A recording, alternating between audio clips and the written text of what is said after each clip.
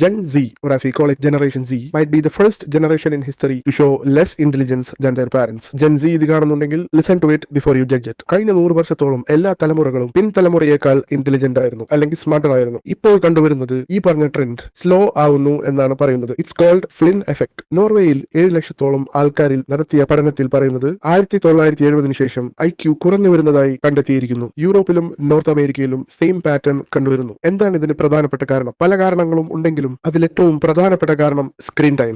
ജെൻസിയെ മാത്രം നോക്കേണ്ട ആവശ്യമില്ല, നമ്മളിൽ തന്നെ നമ്മൾ നോക്കുക. നമ്മൾ ഡീപ്പായി ചിന്തിച്ചിട്ട് എത്ര കാലമായി കാണും? എല്ലാവർക്കും ഒരു 2 മിനിറ്റ് ഫ്രീ ടൈം കിട്ടിയാൽ അപ്പോൾ തുടങ്ങും സ്ക്രോളിംഗ്. ഈ സെയിം എഫക്ട് ജെൻസിയിൽ കൂടുതലായി കണ്ടുവരുന്നു. പക്ഷേ ജെൻസിയിലുള്ള പ്രത്യേകത എന്തെന്ന് വെച്ചാൽ അവർ ഈ സ്ക്രീൻ ടൈമിൽ അഭയം കണ്ടെത്തുന്നു എന്നതാണ് പഠനം. Short videos, quick dopamine, constant distraction, ഇത് നമ്മളുടെ അറ്റൻഷൻ സ്പാൻ, മെമ്മറി, ഫോക്കസ് പോലുള്ളവയെ എഫക്ട് ചെയ്യുന്നു. ഇതിന് പുതിയ ഒരു വാക്കുണ്ട്, ബ്രെയിൻ റോട്ട്. പ്രത്യേകം എടുത്തു പറയേണ്ട കാര്യം എന്ന് പറഞ്ഞാൽ ജെൻസി ബുദ്ധിയില്ലാത്ത ജനറേഷൻ ആയിട്ട് കണക്കാക്കരുത്. അവർ പ്രീവിയസ് ജനറേഷനേക്കാളും ഫാസ്റ്റ് ആയി തിങ്ക് ചെയ്യുന്നു, ഫാസ്റ്റ് ആയി പ്രോസസ് ചെയ്യുന്നു, and also they are great at digital skills. പക്ഷേ ഈ ഫ്ലിൻ എഫക്ട് പറയുന്നത് ഇവരിൽ ഡീപ്പ് ഫോക്കസ് എന്നുള്ള പ്രത്യേകത കുറഞ്ഞു വരുന്നു. ഇന്റലിജൻസ് ഒരിക്കലും കുറയുന്നില്ല. The way we use to see the standard intelligence might be evolving. അതൊരു പക്ഷേ നമ്മൾക്ക് മനസ്സിലാവാത്തതായിരിക്കാം. They are different from previous generation and we should be welcoming it also. നമ്മളുടെ പിന്തലമുറക്കാർ പറഞ്ഞത് എന്താണ്? അവർ ജനറേഷനാണ് ഏറ്റവും ബുദ്ധിയുള്ളത്, നമ്മുടെ ജനറേഷൻ ബുദ്ധി കുറവ് എന്നല്ലേ? ഇതുപോലെ തന്നെ അവരുടെ പിന്തലമുറക്കാരും അവരെ കുറിച്ച് അങ്ങനെ തന്നെയാണ് പറഞ്ഞത്. പക്ഷേ നമ്മൾ ഒരു ചേഞ്ച് കൊണ്ടുവരണം. The generation coming after us will be